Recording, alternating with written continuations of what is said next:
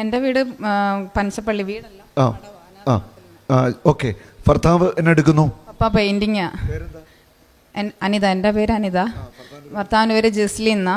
അതായത് ഈ മകളിനോട് പറഞ്ഞത് നമ്മുടെ ഭർത്താവിന് ചെറുപ്പം മുതൽ തന്നെ എപ്പിലെപ്സി ആയിരുന്നു. ഇവര് ക്രിസ്ത്യൻ ധ്യാന മന്ദിരത്തിൽ എന്നാ വന്നത്? 2015. 2015 വന്ന് അവിടെ വന്ന് ധ്യാനം കൂടി. കർത്താവ് ഇമ്മയുടെ ഭർത്താവിനെ സ്പർശിച്ചു. അതിനുശേഷം ഇന്നു വരെ എപ്പിലെപ്സി ഉണ്ടായിട്ടില്ല. 9 വർഷമായി എന്നാണ് പറയുന്നത്. ശരിയാണോ? ശരിയാ. 9 വർഷമായിട്ട് ജീവിത പങ്കാളിക്ക് എപ്പിലെപ്സി പിന്നെ ഉണ്ടായിട്ടില്ല. ഹല്ലേലൂയ. ഇനി അടുത്ത സാക്ഷ്യം കേട്ടോ.